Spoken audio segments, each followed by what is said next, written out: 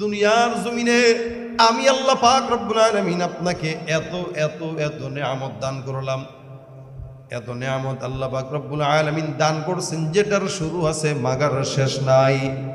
রাসূল করিম সাল্লাল্লাহু আলাইহি ওয়াসাল্লামের জন্মের আগে থেকেই পয়গম্বরকে আল্লাহ পাক রব্বুল আলামিন চিনায় দিলেন। এটাও একটা নেয়ামত। আল্লাহ পাক রব্বুল আলামিন সমস্ত বান্দাদেরকে জানা দেয় দুনিয়ার জমিনে মুহাম্মদুর রাসূলুল্লাহ আসবেন।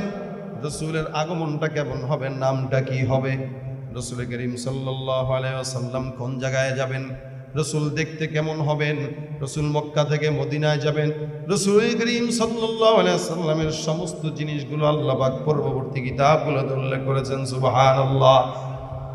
যার কারণে বান্দারা যেন দেখে কষ্ট না হয়, বুঝতে কষ্ট না হয় এটা মুহাম্মদুর রাসূলুল্লাহ।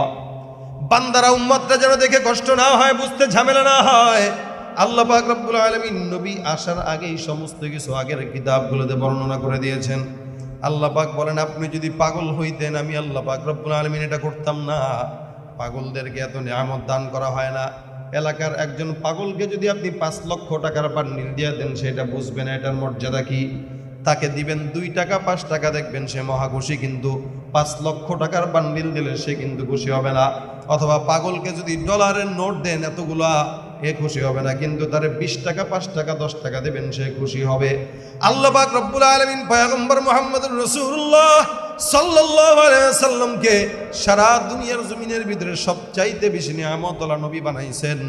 যার কারণে কোরআনের ভিতরে কোনো জায়গায় পয়গম্বর মুহাম্মদকে আল্লাহ পাক শুধু নাম ধরে ডাকেন নাই, অন্য নবীদেরকে রব্বুল আলামিন নাম ধরে ধরে ডাকলেন। ইয়া মূসা লা তাখাফ, ইয়া জাকারিয়া ইন্না নুবাশশিরুকা বিগুলাম, ইয়া ইয়াহইয়া খুযিল কিতাবা বিকুওয়া ওয়া ইব্রাহিম ওয়া ইসমাঈল ওয়া যাল কিফ।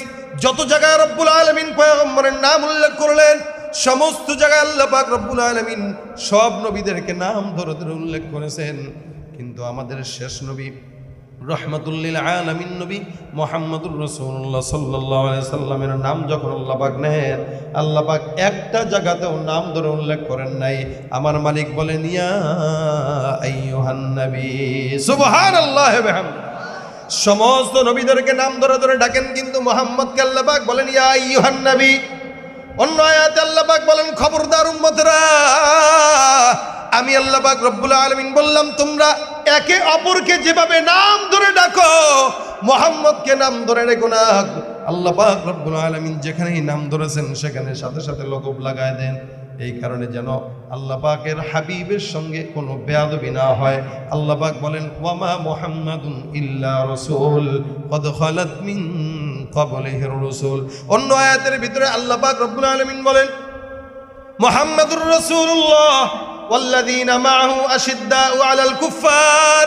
এখানে আল্লাহ পাক রব্বুল আলামিন বলেন মুহাম্মদ হলো আল্লাহর রাসূল, আর মুহাম্মদের উম্মত যারা হবে, সাহাবী যারা হবে, তাদের গুণ আল্লাহ পাক বর্ণনা করেছেন। অন্য আয়াতের ভিতরে মালিক বলেন মা কানা মুহাম্মাদুন আবা আহাদিম মির রিজালিকুম ওয়ালাকিন রাসূলুল্লাহ ওয়া খাতামান নবিয়্যিন। এখানে আল্লাহ পাক রব্বুল আলামিন বলেন মুহাম্মদ তোমাদের কোনো পুরুষের পিতা নয়। মুহাম্মদের পরিচয় শুনে নাও। আল্লাহ পাক রব্বুল আলামিন বলেন ওয়ালাকিন রাসূলুল্লাহ, মুহাম্মদ হলো আল্লাহর রাসূল। আর 2 নম্বর পরিচয় ও খাতামান নবিয়্যিন, মুহাম্মদের পরিচয় আমি আল্লাহ পাক ধরলাম মুহাম্মদ হলো আখেরি জামানার আখেরি নবী, শেষ নবী, যেই নবীর পরে আর কোনো নবী নাই। কেউ যদি দাবি করে কাদিয়ানির মতো এরা দুনিয়ার জমিনে দাবি করতে পারে, এদেরকে মুসলমান বলা চলে না, এরা হলো কাফের, ঠিক কিনা? নবী বলেন আমার পরে কোনো নবী নাই, আমার পরে কোনো নবী নাই, আনা খাতামুন নবিয়্যিন, আমি শেষ নবী। আমার উদাহরণ এমন একটা দেয়ালের মতো, যেই দেয়ালটাতে আল্লাহ পাক রব্বুল আলামিন এক একজন নবীকে পাঠানোর মাধ্যমে এক একটা ইট পরিপূর্ণ করে দিয়েছে। একটা মাত্র ইট বসাইতে বাকি। আল্লাহর রাসূল বলেন আমাকে দুনিয়ার জমিনে প্রেরণ করার মাধ্যমে আল্লাহ পাক নবুয়তের দেয়ালটাকে পরিপূর্ণ করে দিয়েছে। ওই নবুয়তের দেয়ালে আর কোনো নবী বসবে না কিয়ামত পর্যন্ত। যারা নবী দাবি করবে তারা কাফের, ঠিক কিনা? আয়াতগুলোতে আল্লাহ পাক রব্বুল আলামিন মুহাম্মদুর রাসূলুল্লাহ সাল্লাল্লাহু আলাইহি সাল্লামের মর্যাদা সম্পর্কে বর্ণনা করেছেন। আমাদের দেশে কিছু মানুষ আছে যারা রাসূল করিম সাল্লাল্লাহু আলাইহি ওয়াসাল্লামকে ভালোবাসে ঠিক, সেটা সাময়িক সময়ের জন্য কোনো মাস নির্দিষ্ট করে মহব্বত এদের থাকে উপরে উপরে, মুখে মুখে, অন্তরে থাকে ভিন্ন জিনিস। যার কারণেই এদেশে নবীর চাইতেও আমরা আমাদের দলের নেতাদেরকে প্রাধান্য দিয়ে থাকি বেশি। আমাদের কাছে নবীর চাইতেও কেন যেন দলের নেতার প্রাধান্য বেশি। যার কারণে এদেশে কেউ যদি তার দলের নেতার বিরুদ্ধে কথা বলে আইন আছে, কিন্তু রসুলের বিরুদ্ধে কথা বললে কোনো আইন নাই। যারা নেতৃস্থানীয় লোকদের বিরুদ্ধে কথা বলে তাদেরকে জেলখানায় পাঠানো হয়, আর রসুলের বিরুদ্ধে যারা কলম ধরে তাদেরকে জামাই আদরে রাখা হয়। কেউ কেউ তো এই কথাও বলেন বিশ্বনবী মুহাম্মদুর রাসূলুল্লাহ সাল্লাল্লাহু আলাইহি ওয়াসাল্লামের চরিত্র খারাপ ছিল বলেই নাকি উনি একাধিক বিয়ে করেছেন। নাউযুবিল্লাহি মিন যালিক। দেখেন, এরকম অসংখ্য কুলাঙ্গার উম্মতেরা যাদের কাছে ইসলামের কথা মজা লাগে না, সুন্নাহর কথা মজা লাগে না, এই সমস্ত মানুষদের বেলায় আল্লাহ পাক রব্বুল আলামিন এই আয়াত নাযিল করেছেন, ওয়া ইযা লাকুল্লাযীনা আমানু ক্বালু আমান্না ওয়া ইযা খালাউ ইলা শায়াতিনহিম ক্বালু ইন্না মাআকুম ইন্নামা নাহনু মুস্তাহজিউন।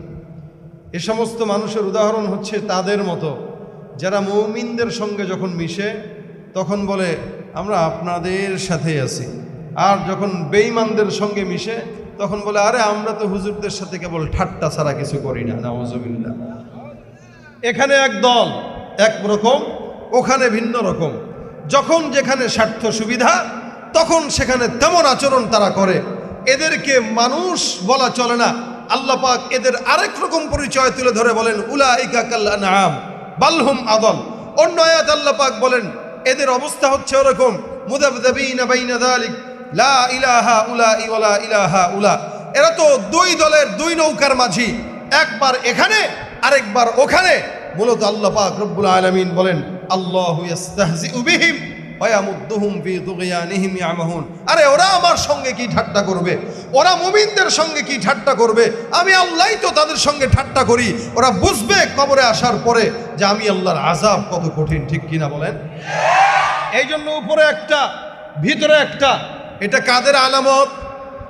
জোরে বলেন কাদের আলামত? আল্লাহ পাক রব্বুল আলামিন রাসূল করিম সাল্লাল্লাহু আলাইহি সাল্লামের মর্যাদা বর্ণনা করতে যেয়ে বলেন যারা নবীকে নিম্ন চোখে দেখে অথবা নবীকে পাগল বলে, নবীর ওয়ারিসদেরকে পাগল বলে, এদেরকে আমি আল্লাহ কঠোর অবস্থা জানিয়ে দিলাম। সূরা নাজিল করলেন। আল্লাহ পাক রব্বুল আলামিন গোটা দুনিয়া সৃষ্টি করার 50,000 বছর আগে আল্লাহ পাক কলম সৃষ্টি করেছেন, কলম নিজাম তৈরি করার জন্য। যেমন পোস্টারে আপনারা কম্পিউটারের প্রিন্টের করার আগে কলম দিয়ে লিপিবদ্ধ করেছেন যে আজকের এই দিনের আমাদের মাহফিলটা এই নিজামে চলবে। প্রথম দিন কারা, দ্বিতীয় দিন কারা, তৃতীয় দিন কারা, শেষ মোনাজাত দিবেন কে, বিশেষ অতিথি থাকবেন কে, এগুলো সব আপনারা আগেই লিপিবদ্ধ করেছেন কলমে। তারপরে পোস্টার ছাপিয়েছেন, এরপরে এটার আঙ্গিকে বা সুন্দর করে প্রোগ্রামটা পরিচালনা করলেন। ঠিক তেমনইভাবে আল্লাহ পাক রব্বুল আলামিন দুনিয়া শুরু করার 50,000 বছর আগে একটি কলম তৈয়ার করেছেন। ইন্না আউওয়ালা মা খালাকাল্লাহুল কলামা সুম্মা ক্বালা লাহু উকতুব ফাজারা ফি তিলকা সাআতি কাইনুন ইলা ইয়াউমিল কিয়ামা। দুনিয়া যখনও সৃষ্টি হয় নাই, আসমান হয় নাই, জমিন হয় নাই, পাহাড় হয় নাই, সমুদ্র হয় নাই, তার 50,000 বছর আগে আল্লাহ পাক কলম বানিয়ে সারা দুনিয়াকে সৃষ্টির নিজাম তৈরি করলেন। আল্লাহ পাক বলেন এটা কোনো কল্প কাহিনীও না, আমি সূরা কলমে এই জন্য বর্ণনা করে আল্লাহ পাক বলেন নুনুল কলামি ওয়া মা ইয়াসতুরুন। আল্লাহ পাক রব্বুল আলামিন বলেন আসমানের কসম, জমিনের কসম, পাহাড়ের কসম, সমুদ্রের কসম, অর্থাৎ গোটা দুনিয়ার কসম রব্বুল আলামিন খান। আল্লাহ পাক বলেন মা আনতা বিনি'মাতি রাব্বিকা বিমাজনুন। এর আগে আল্লাহ পাক বলেন কলমের কসম, কলম যা যা লিখলো তার কসম। কলম কি লিখলো? বলে কলম দুনিয়ার কথা লিখলো, আসমানের কথা লিখলো, জমিনের কথা লিখলো, পাহাড়ের কথা লিখলো, সমুদ্রের কথা লিখলো, সব কিছু কলম লিখে দিল। মানে আল্লাহ পাক রব্বুল আলামিনের দুনিয়ার যাবতীয় যা হবে সব আল্লাহ পাক কলম দ্বারা লিপিবদ্ধ করলেন। এই জন্য আল্লাহ পাক রব্বুল আলামিন কলমের কসম খান, আর কলম যা যা লিখলো তার কসম খান। যদি প্রশ্ন করা হয় মালিক এত জিনিসের কসম কেন খাইলেন, আল্লাহ পাক কখনো কখনো শামসি ওয়া দুহাহা, কখনো ওয়াল্লাইল ইদা ইয়াগশা, কখনো কখনো আল ফজর ওয়া লায়ালিন আশর। এক এক সময় রব্বুল আলামিন এক এক জিনিসের কসম খান, কিন্তু এই জায়গায় আল্লাহ পাক বলেন ওয়াল কলামি ওয়া মা ইয়াসতুরুন, কলমের কসম, কলম যা যা দুনিয়ার জমিনে লিখলো তার কসম, অর্থাৎ গোটা দুনিয়ার কসম রব্বুল আলামিন খাইলেন। সারা দুনিয়ার কসম রব্বুল আলামিন কেন খাইলেন জানেন? আল্লাহ পাক রব্বুল আলামিন বলেন, আমি আল্লাহ পাক রসুলকে দুনিয়ার জমিনে রহমতের জন্য পাঠাইলাম, রহমত স্বরূপ। ওয়ামা আরসালনাকা ইল্লা রাহমাতাল লিল আলামিন, আসমান আর জমিনের জন্য, সারা দুনিয়াবাসীর জন্য আমি যাকে রহমত বানাইলাম, ওই নবীকে দুনিয়ার জমিনে পাঠানোর পর কেউ কেউ বলে পাগল। অনেক বান্দারা দুনিয়ার জমিনে পয়গম্বরকে পাগল বলল, কাফেররা পাগল বলে, ইহুদিরা পাগল বলে, নাসারারা পাগল বলে। আল্লাহ পাক বলেন আমি বানাইলাম রহমত, তারা বলে পাগল। আমি বানাইলাম বরকত, তারা বলে পাগল। ওই কাফের বেঈমানদের জবাব দেওয়ার জন্য আমি রব্বুল আলামিন বললাম মা আনতা বিনিআমাতি রাব্বিকা বিমাজনুন, আমি আল্লাহ পাক রব্বুল আলামিন বললাম নবী, আপনার রবের দয়ার বরকতে আপনি কোনোদিন পাগল হতে পারেন না। যারা আপনাকে পাগল বলে তারাই পাগল।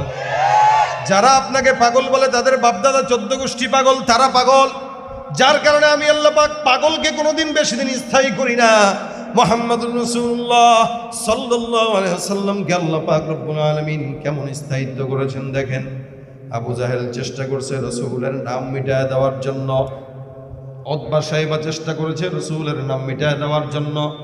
দুনিয়ার জমিনে এখনো পর্যন্ত আপনাদেরকে যদি জিজ্ঞাসা করি বলেন তো, সারা দুনিয়ার জমিনে একটা মানুষ আছে নাকি যার নাম আবু জাহেল? আছে? কারো বাপ দাদার নাম দেখবেন যে দুনিয়াতে আবু জাহেলের পর আর কেউ এই নাম রাখছে? নাই, এটা রাখে না। শুধু তাই নয়, মক্কায় দেখবেন যে যারা হজ করতে গেছেন তার যেই ঘরটা ছিল ওই ঘরটা এখন কি হাজি সাহেবরা যায় আগে তালাশ করে আবু জাহেলের বাসা কোনটা, আগে পায়খানা করতে পারি মন বইরা। হাজি সাহেবদের অবস্থা এরকম, নিয়ত এমন, আবু জাহেল যেখানে ছিল ওই জায়গায় যদি পায়খানা করতে পারি তাহলে নিজে ধন্য। আল্লাহ পাক এই সমস্ত বেঈমানদের বাসাকে এখন পায়খানা টয়লেট বানায় দিছে। আর সারা দুনিয়ার জমিনের ভিতরে ঘুরে তালাশ করে দেখেন মুহাম্মদুর রাসূলুল্লাহ সাল্লাল্লাহু আলাইহি ওয়াসাল্লাম এত সম্মানিত, এত আল্লাহ পাক রব্বুল আলামিনের কাছে দামি। আল্লাহ পাক সারা দুনিয়ার মুসলমানদের নামের শুরুতে যত মুসলমান আছে সবগুলো মুসলমানই হলো মুহাম্মদ, ঠিক কিনা? এই কারণে ভাইরা আমার, সারা দুনিয়ার জমিনে মুহাম্মাদের লোকের অভাব নাই, মুহাম্মদ নামের অভাব নাই। কিন্তু একটা মানুষ দেখবেন না আবু জাহেলের ছেলা চামুন্ডা অথবা বংশধর কাউরে পাবেন না। কিন্তু আমাদের বাংলাদেশ কেন উপমহাদেশে অসংখ্য বান্দাদেরকে আমরা দেখি যারা আওলাদে রাসূল, অর্থাৎ রাসূল করিম সাল্লাল্লাহু আলাইহি ওয়াসাল্লামের বংশধররা এখনো আছে। এই উম্মতে মুহাম্মাদি এখন নয়, কিয়ামত পর্যন্ত টিকায় রাখবেন আমার মাওলা পাক রব্বুল আলামিন, ঠিক কিনা? ভাইরা আমার খুব বুঝবেন, আল্লাহ পাক রব্বুল আলামিন বলেন আমি আল্লাহ পাক কসম খাইলাম, কলম তোমার কসম, কলম যা যা লিখলো তার কসম খায় আমি রব্বুল আলামিন বললাম নবী মা আনতা বিনিআমাতি রাব্বিকা বিমাজনুন, আপনি আপনার রবের দয়ায় পাগল না। ওয়া ইন্না লাকা লাআজরান গায়রা মামনুন, দুনিয়ার জমিনে আমি আল্লাহ পাক রব্বুল আলামিন আপনাকে এত এত এত নেয়ামত দান করলাম। এত নেয়ামত আল্লাহ পাক রব্বুল আলামিন দান করছেন যেটার শুরু আছে মাগার শেষ নাই। রাসূল করিম সাল্লাল্লাহু আলাইহি ওয়াসাল্লামের জন্মের আগে থেকেই পয়গম্বরকে আল্লাহ পাক রব্বুল আলামিন চিনায় দিলেন, এটাও একটা নেয়ামত। আল্লাহ পাক রব্বুল আলামিন সমস্ত বান্দাদেরকে জানা দেয় দুনিয়ার জমিনে মুহাম্মদুর রাসূলুল্লাহ আসবেন। রাসূলের আগমনটা কেমন হবে, নামটা কি হবে, রাসূল করিম সাল্লাল্লাহু আলাইহি ওয়াসাল্লাম কোন জায়গায় যাবেন, রসুল দেখতে কেমন হবেন, রসুল মক্কা থেকে মদিনায় যাবেন, রসুল করিম সাল্লাল্লাহু আলাইহি ওয়াসাল্লামের সমস্ত জিনিসগুলো আল্লাহ পাক পূর্ববর্তী কিতাবগুলোতে উল্লেখ করেছেন, সুবহানাল্লাহ। যার কারণে বান্দারা যেন দেখে কষ্ট না হয়, বুঝতে কষ্ট না হয় এটা মুহাম্মদুর রাসূলুল্লাহ। বান্দারা উম্মতরা যেন দেখে কষ্ট না হয়, বুঝতে ঝামেলা না হয়, আল্লাহ পাক রব্বুল আলামিন নবী আসার আগেই সমস্ত কিছু আগের কিতাবগুলোতে বর্ণনা করে দিয়েছেন। আল্লাহ পাক বলেন আপনি যদি পাগল হইতেন আমি আল্লাহ পাক রব্বুল আলামিন এটা করতাম না। পাগলদেরকে এত নিয়ামত দান করা হয় না। এলাকার একজন পাগলকে যদি আপনি 5 লক্ষ টাকার বান্ডিল দিয়ে দেন সেটা বুঝবে না এটার মর্যাদা কি। তাকে দিবেন 2 টাকা 5 টাকা, দেখবেন সে মহা খুশি, কিন্তু 5 লক্ষ টাকার বান্ডিল দিলে সে কিন্তু খুশি হবে না। অথবা পাগলকে যদি ডলারের নোট দেন এতগুলা, এ খুশি হবে না, কিন্তু তারে 20 টাকা 5 টাকা 10 টাকা দেবেন সে খুশি হবে। আল্লাহ পাক রব্বুল আলামিন পয়গম্বর মুহাম্মদুর রাসূলুল্লাহ সাল্লাল্লাহু আলাইহি ওয়াসাল্লামকে সারা দুনিয়ার জমিনের ভিতরে সবচাইতে বেশি নিয়ামতওয়ালা নবী বানাইছেন, যার কারণে কোরআনের ভিতরে কোনো জায়গায় পয়গম্বর মুহাম্মদকে আল্লাহ পাক শুধু নাম ধরে ডাকেন নাই, অন্য নবীদেরকে রব্বুল আলামিন নাম ধরে ধরে ডাকলেন। ইয়া মূসা লা তাখাফ, ইয়া জাকারিয়া ইন্না নুবাশশিরুকা বিগুলাম, ইয়া ইয়াহইয়া খুযিল কিতাবা বিকুওয়া, ওয়া ইব্রাহিম ওয়া ইসমাঈল ওয়া যাল কিফল। যত জায়গায় রব্বুল আলামিন পয়গম্বরের নাম উল্লেখ করলেন, সমস্ত জায়গায় আল্লাহ পাক রব্বুল আলামিন সব নবীদেরকে নাম ধরে ধরে উল্লেখ করেছেন। কিন্তু আমাদের শেষ নবী রহমাতুল লিল আলামিন নবী মুহাম্মদুর রাসূলুল্লাহ সাল্লাল্লাহু আলাইহি সাল্লামের নাম যখন আল্লাহ পাক নেন, আল্লাহ পাক একটা জায়গাতেও নাম ধরে উল্লেখ করেন নাই। আমার মালিক বলেন, ইয়া আইয়ুহান নবী, সুবহানাল্লাহি ওয়া বিহামদিহি। সমস্ত নবীদেরকে নাম ধরে ধরে ডাকেন, কিন্তু মুহাম্মদকে আল্লাহ পাক বলেন ইয়া আইয়ুহান নবী। অন্য আয়াতে আল্লাহ পাক বলেন, খবরদার উম্মতরা, আমি আল্লাহ পাক রব্বুল আলামিন বললাম তোমরা একে অপরকে যেভাবে নাম ধরে ডাকো, মুহাম্মদকে নাম ধরে ডাকো না। আল্লাহ পাক রব্বুল আলামিন যেখানেই নাম ধরেছেন সেখানে সাথে সাথে লকব লাগায় দেন, এই কারণে যেন আল্লাহ পাকের হাবিবের সঙ্গে কোনো বেয়াদবি না হয়।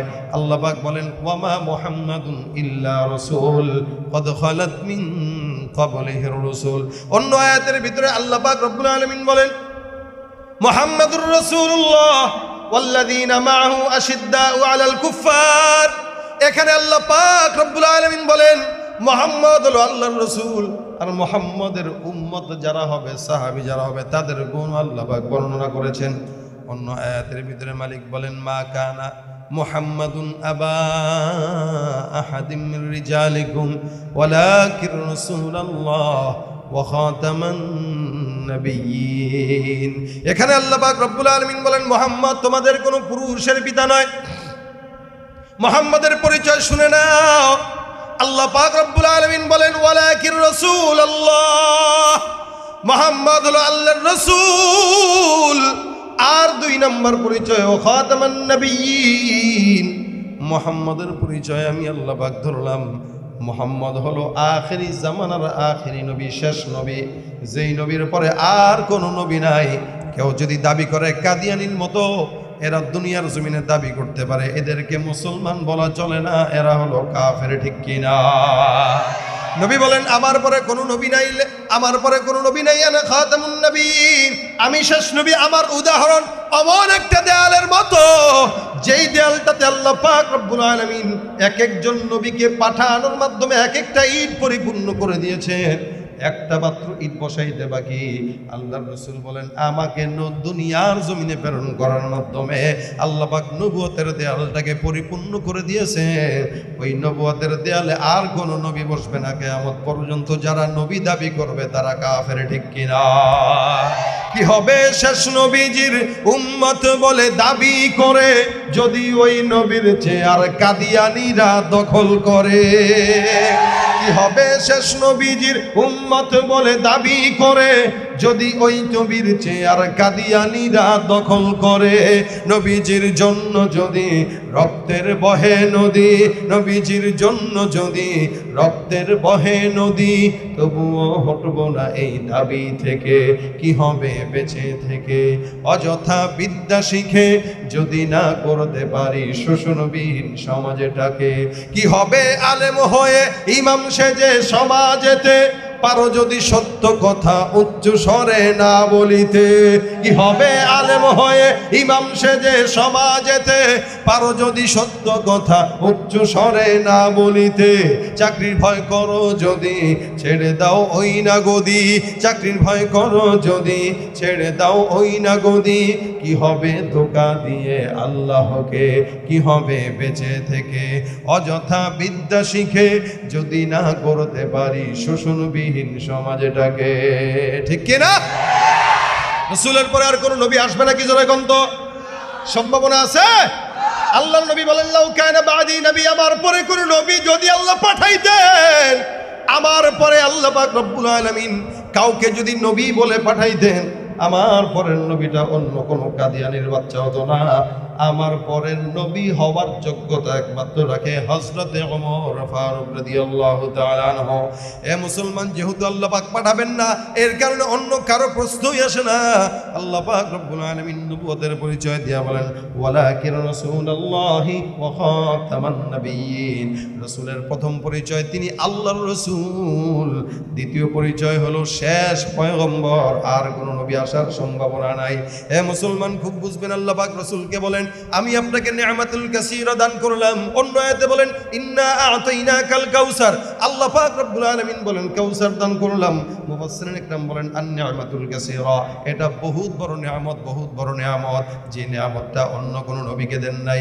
যদি পাগল হইতো আল্লাহ পাক এত নিয়ামতকে দিতেন নাকি? জোরে কন্ত ভাইরা আমার, পাগল হইলে কাউকে আল্লাহ পাক এত নিয়ামত দান করতেন না। যেহেতু রাসূল পাগল না, আল্লাহ পাক বলেন, তুমি পাগল না, আমি আল্লাহ পাক তোমাকে কি বানাইলাম?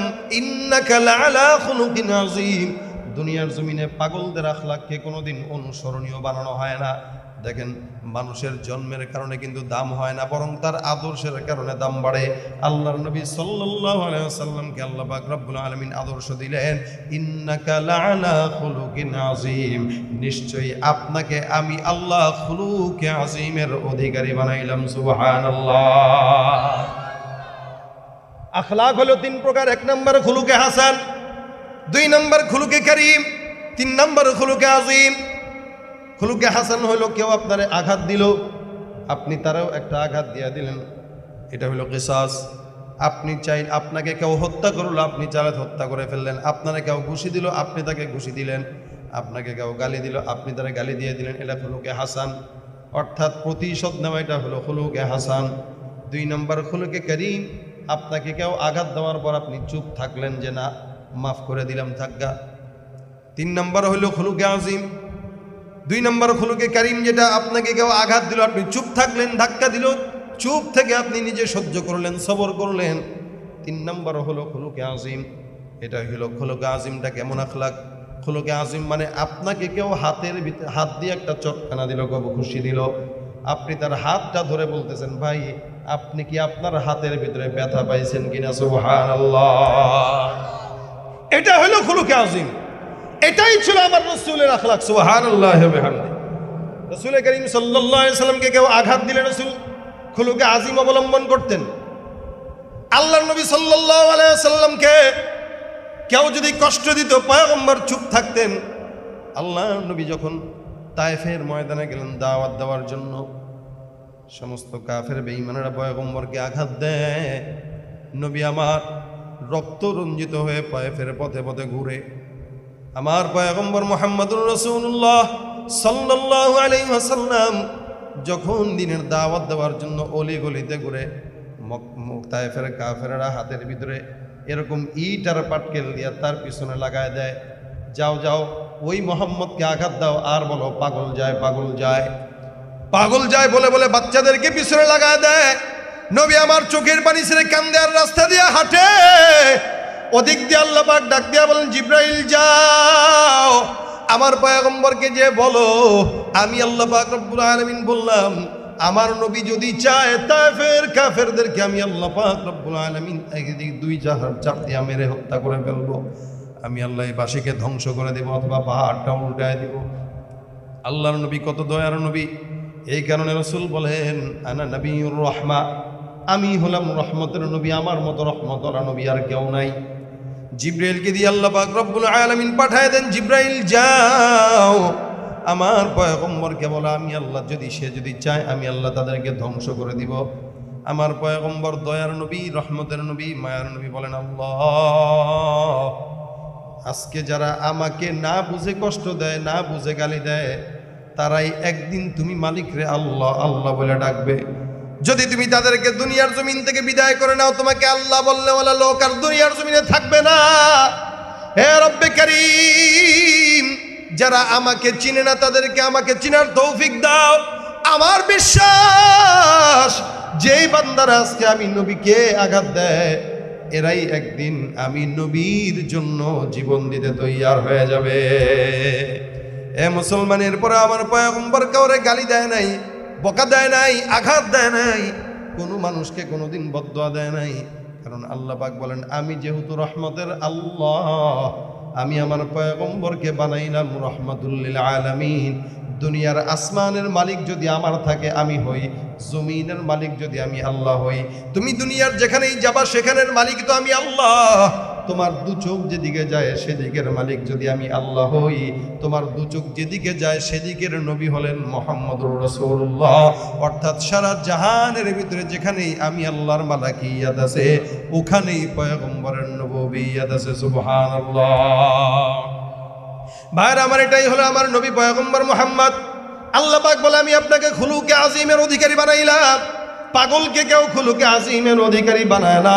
পাগলদের আল্লাহর হাবিবের আখলাক এমন।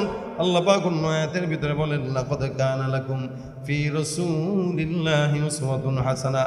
যুবক ভাইরা যারা আছেন তাদের জন্য শুনেন, আপনার জন্য আল্লাহ পাক রব্বুল আলামিন নবীর ভিতরে একটা উত্তম আখলাক দান করলেন। আপনার জন্য পয়গম্বর করিম সাল্লাল্লাহু আলাইহি ওয়াসাল্লামের ভিতরে একটা আদর্শ দিয়ে রাখলেন। এই আদর্শ কোনো যুবক যদি মানে যুবক শান্তি পাবে, এই আদর্শ কোনো মুরব্বী যদি মানে মুরব্বী শান্তি পাবে, এই আদর্শ কোনো ঘরে যদি মানা হয় ঘর শান্তির হবে। আজকে সমাজের যুবকদের পায়ের দিকে তাকান, হাতের দিকে তাকান, মাথার দিকে তাকান, দেখবেন যুবকরা নিজেদেরকে মুসলমান দাবি করে, আবার এমন পায়জামা পরে যেই প্যান্টের ভিতরে 10টা তালি দেওয়া, ঠিক কিনা? সামনে ছিঁড়া, পিছনে ছিঁড়া, ডাইনে বাঁয়ে সব ছিঁড়া। সে নবীর উম্মত দাবি করে আবার নিজেদের। কানের ভিতরে দুল আছে না নাই? হাতে চুড়ি আছে না নাই? এমন ভাবে চুল কাটে, দেখলে মানুষ না অন্য কোনো কিছু বোঝার উপায় নেই। চতুর্দিকে ছোট। এই যে আমি তো দেখতেছি, দেখেন যুবকদের দিকে তাকায় দেখেন, চুলটার দিকে কি অবস্থা তাদের চুলের। সামনে এত বড়, এদিকে নাই, ঠাল্লু মাঝখান দিয়ে রেখে দিছে, মনে হয় চিড়িয়াখানার দরজা খোলা ছিল, পলায় চলে আসছে। এখন ঠিক বলবে না তো, কারণ এদের গায়ে লাগতেছে তো। এরা নিজেদেরকে রাসূলের উম্মত দাবি করে। নামাজ পড়ছে কয়জন? জিজ্ঞাসা করেন আজকে ফজরের নামাজ পড়ছে কয়জন? নামাজের কথা বললে যুবকরা হাসি একটা দিয়ে বলবে, প্যান্টে সমস্যা আছে হুজুর, একটু আজকে না কালকে পড়বো। প্যান্টে তার আজীবন সমস্যা। ছোটবেলায় প্যান্টে শিশু করছে, এখন বুড়া হয়ে গেছে, এখনো প্যান্টে প্রস্রাব করে। এদেরকে প্যাম্পাস পরাবেন ধরে ধরে, প্যাম্পাস যেন পরদের প্রস্রাব না করে অন্তত। কি আজীব একটা হাল। নামাজের কথা বললে প্যান্টের সমস্যা, অথচ কারণ আছে, আমরাও দাওয়াত দিতে পারি না তো। এই কারণে এদেরকে মাঝে মাঝে যুবকদের স্কুল বন্ধ হইলে 3 দিনে পাঠায় দিবেন, যা আল্লাহ রাস্তায় সময় দিয়ে আস। জিকিরওয়ালাদের মজলিসে পাঠায় দিবেন, তাইলে অন্তত সোজা হবে। কারণ এই যুবকরা, এদের কত দাম জানেন? রাসূল বলেন 7 প্রকার যুবককে আল্লাহ পাক রব্বুল আলামিন 7 প্রকার মানুষকে আরশের ছায়ায় দান করবেন স্থান। এর ভিতরে এমন এক প্রকার অসাবুন্নাসা ইবাদাতিল্লাহি তাআলা, এমন ওই প্রকার যুবক যে যুবকগুলো তাদের যৌবন বয়সে গাঞ্জা খাইছে। কথা কয় না? আরে কথা কয় না? ওই সমস্ত যুবক, যেই সমস্ত যুবকরা তাদের যৌবন বয়সটা আল্লাহ পাকের ইবাদতে কাটাইছে। সুবহানাল্লাহ। যখন নাকি সূর্য উপরে থাকবে, আল্লাহ পাক ডাক দিয়ে বলবেন, কারা আছো যুবক যারা ইবাদত করছে, যারা যৌবন থাকতেও সময় লাগাইছো দিনের রাস্তায়, যৌবন থাকতেও জিকির করছো, যৌবন থাকতেও চোখ নারীর দিকে গেলেও সেই চোখকে ফিরায় রাখছো, যৌবন থাকতে গোপনে গোপনে ফেসবুকে কারোর সঙ্গে চ্যাটিং করো নাই, যৌবন পেয়েছিলা কিন্তু গোপনে কোনো গুনাহ করো নাই, মেসেঞ্জারে গুনাহ করো নাই, হোয়াটসঅ্যাপে গুনাহ করো নাই, ইমোতে গুনাহ করো নাই, শীতের ভিতরে কম্বল মুড়ি দিয়ে কোনো গুনাহ করো নাই।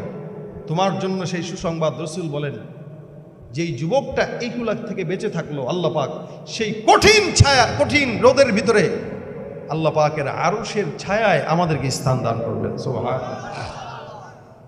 তাহলে আজকে যুবকেরা আখলাক ফলো করা হচ্ছে, যারা আমাদের দেশে 6-4 মারতে পারে তাদেরকে ফলো করে, যারা ব্যাট পিটায় 6 মারে, ফুটবলে গোল দেয়, ওরা যেভাবে চুল রাখে যুবকরাও সেভাবে চুল রাখে।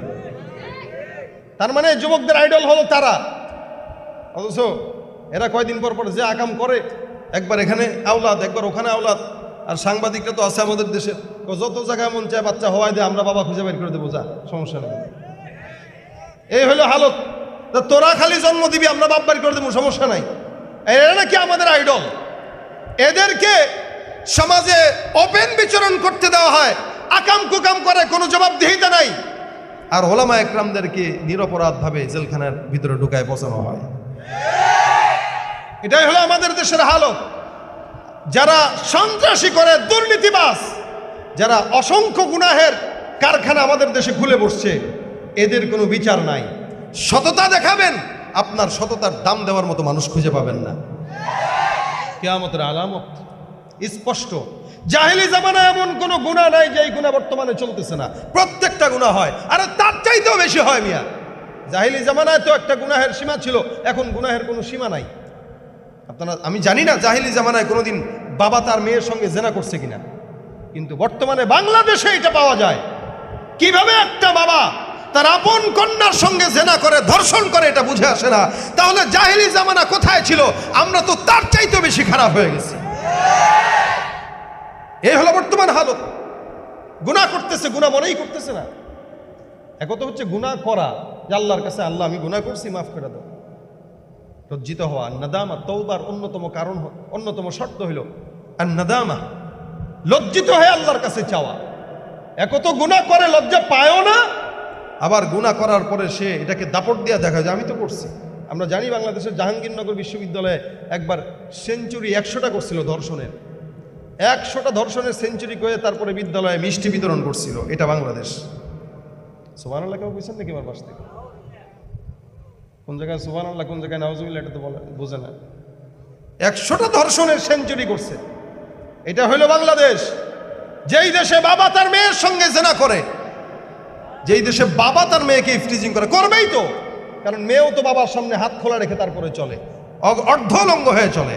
ইসলাম বাবা মেয়ে সম্পর্ক কি হবে এটারও একটা সীমাবদ্ধতা দিয়েছেন, এটারও একটা সীমাবদ্ধতা আছে।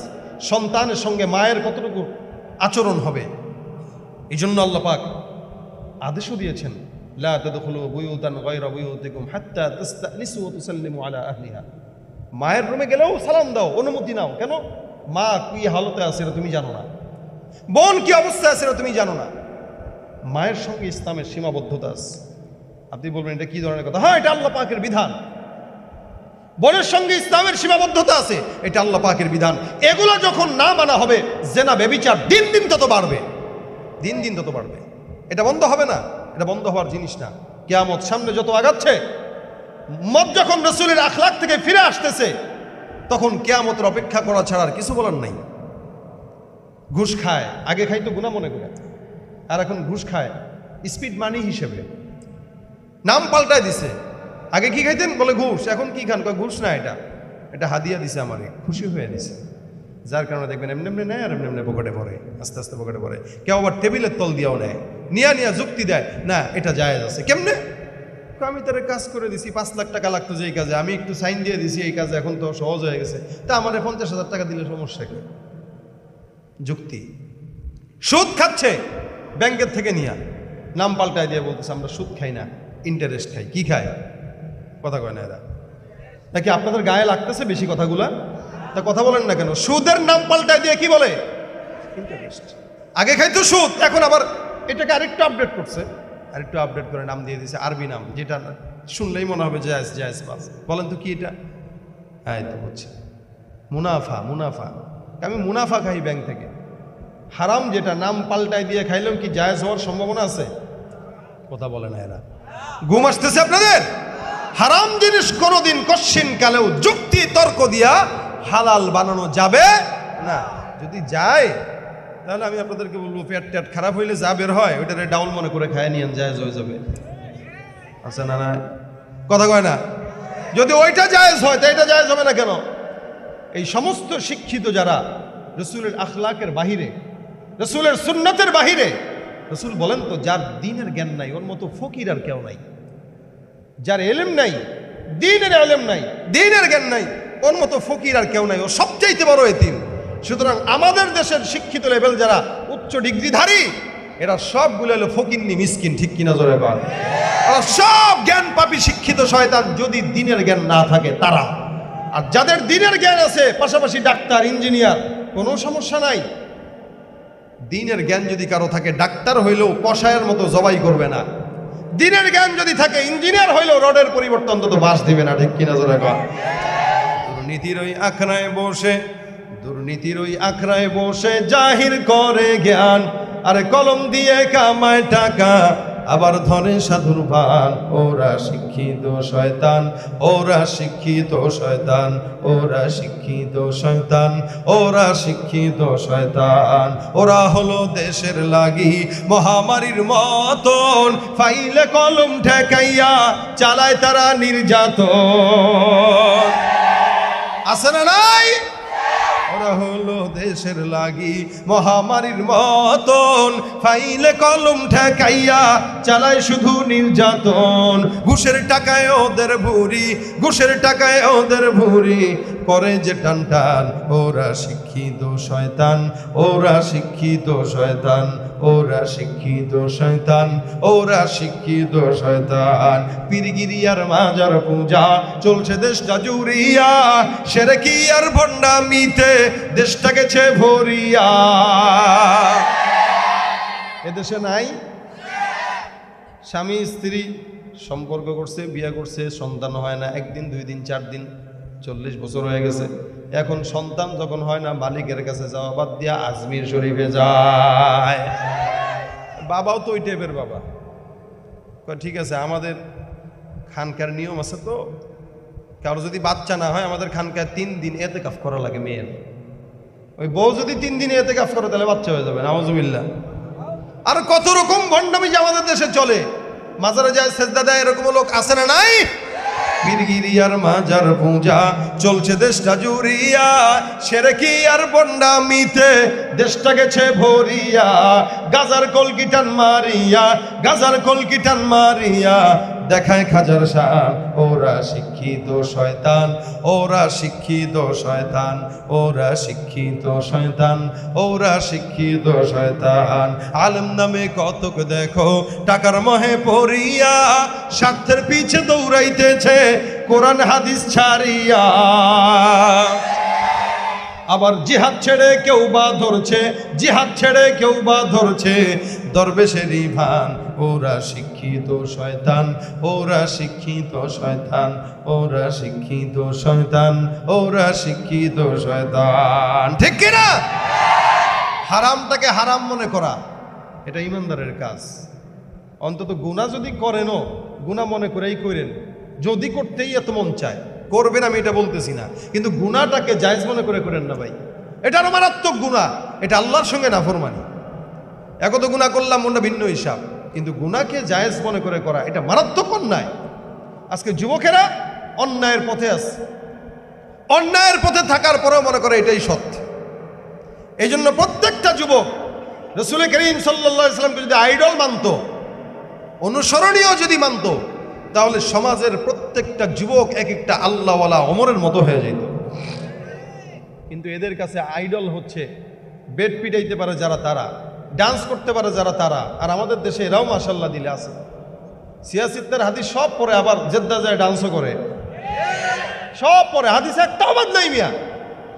আমি কি হাদিস জানি, সে সব জানে, কিন্তু আবার যায় ডান্সও করে। এদেরকে যদি আইডল মনে করেন, জামানা কোন দিকে যায়। এই জন্য একটা মুসলমানের কাছে সবচাইতে বড় আইডল হচ্ছে বিশ্বনবী মুহাম্মদুর রাসূলুল্লাহ সাল্লাল্লাহু আলাইহি ওয়াসাল্লাম। সাহাবা আজমাইন আম্মা জান আয়েশার কাছে ডাক দিয়া বলেন, কাইফা কানা খুলুকিন নবী সাল্লাল্লাহু আলাইহি ওয়াসাল্লাম, আল্লাহর নবীর চরিত্রটা কি জিনিস বর্ণনা করে একটু শোনায় দেন আম্মা জান। আম্মা জান আয়েশা ডাক দিয়া বলেন, আফাতাকরাউনাল কুরআন, তোমরা কি কোরআন তেলাওয়াত করো না?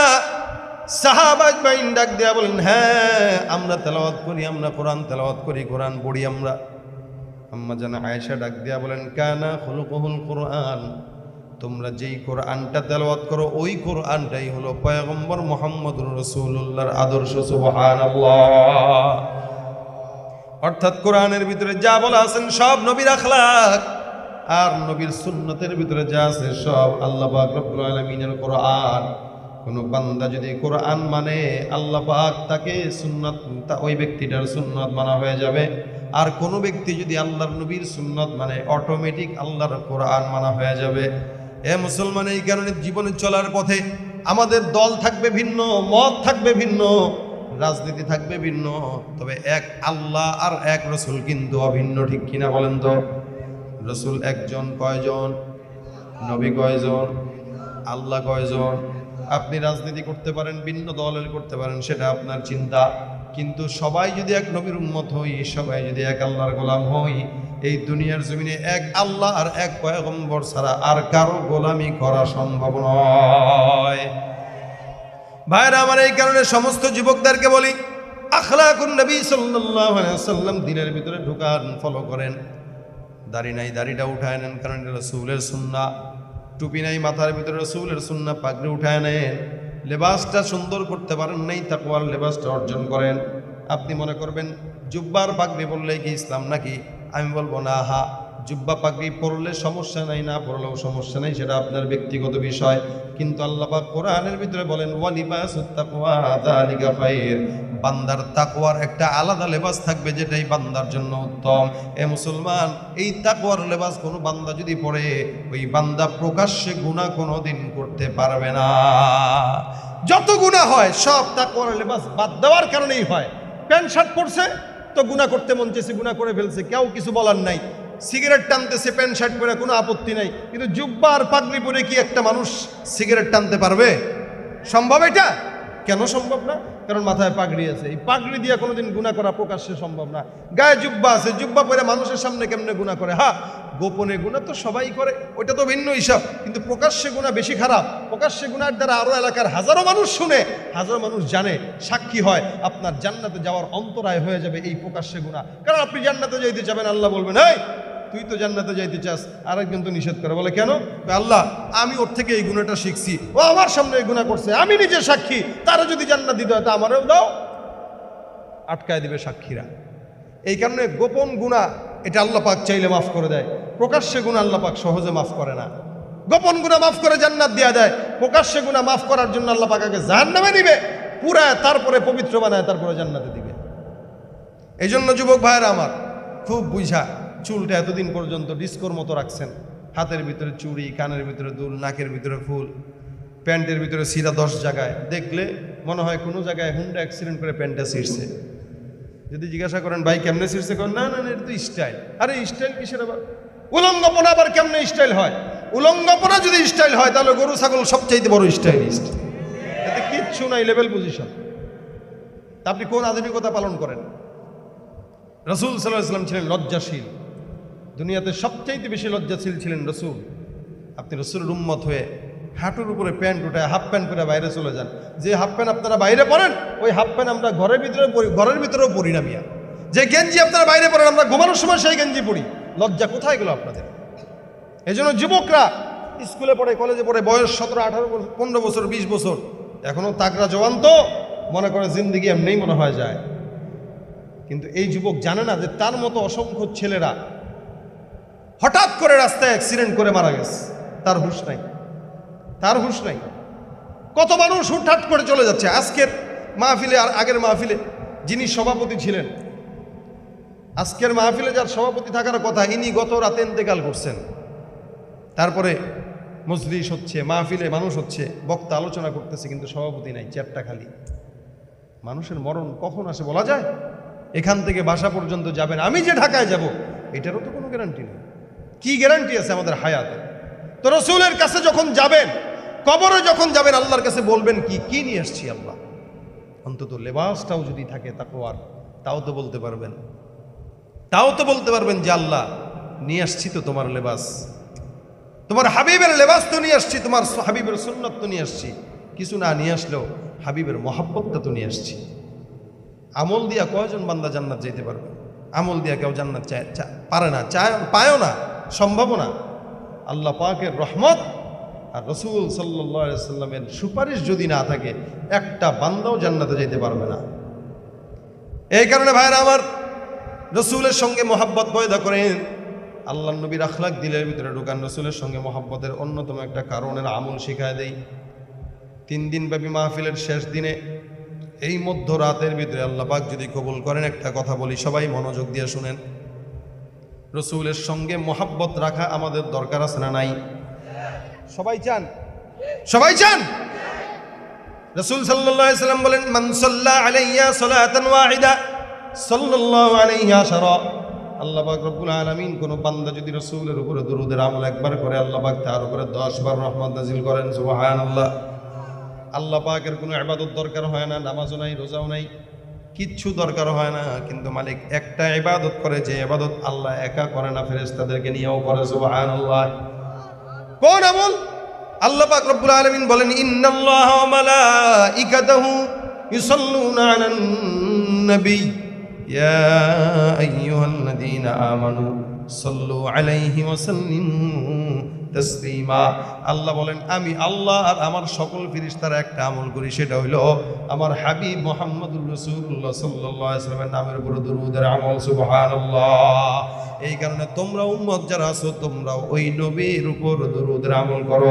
এ মুসলমান, লম্বা দরুদ পড়তে যদি কষ্ট হয়, ছোট্ট দরুদ শিখায় দেই, সাল্লাল্লাহু আলাইহি ওয়াসাল্লাম। বলেন সাল্লাল্লাহু।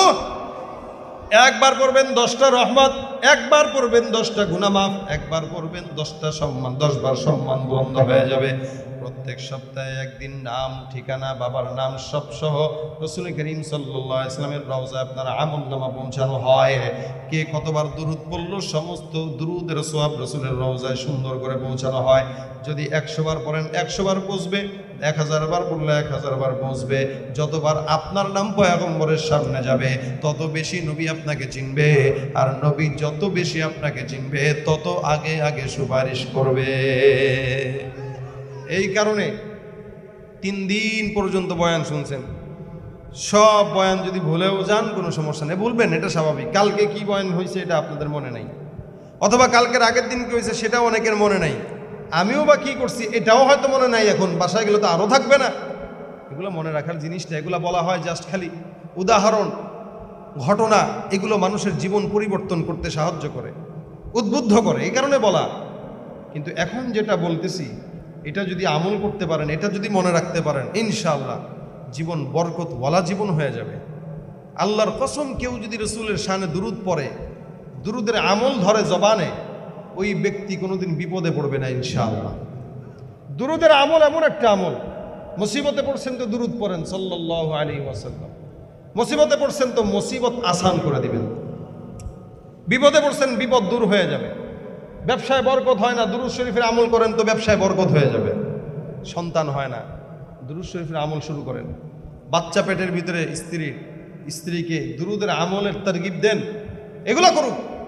অনেক মহিলাদের স্বামীরা পর্দা করে না, নামাজ পড়ে না, রোজা রাখে না, তো হাতে রান্না করতেছেন, রান্না করার সময় একটু দুরূদ শরীফের আমল পড়েন সাল্লাল্লাহু আলাইহি ওয়াসাল্লাম। যত পড়বেন রান্নার ভিতরে আপনার দুরূদের বরকত ঢুকবে। স্বামী ওই খাবারটা খাবে তো দুরূদের বরকত তার পেটের ভিতরে চলে যাবে ইনশাআল্লাহ। সবচেয়ে বড় ফায়দা হলো দুরূদ শরীফ পড়লে একদিন না একদিন রাসূল করিম সাল্লাল্লাহু আলাইহি ওয়াসাল্লামকে স্বপ্নে দেখবেন। আর যেই চোখ রাসূলকে স্বপ্নেও দেখে, ওই চোখ কোনোদিন জাহান্নামে পড়বে না। রাসূলকে দেখতে রাজি আছেন ইনশাআল্লাহ? রাসূলের মহব্বত দিলে আছে তো ইনশাআল্লাহ? কত মানুষ আছেন এখনো রওজায় যান নাই, রাসূলকে তো আমরা চোখে দেখিও নাই, কিন্তু দেখার আশা তো দিলের ভিতরে আছে, আছে না? রওজায় যাওয়ার আশা দিলে আছে না? এই দুরূদ শরীফের আমল করেন, ইনশাআল্লাহ আল্লাহ পাক সব আশা পূর্ণ করে দিবেন।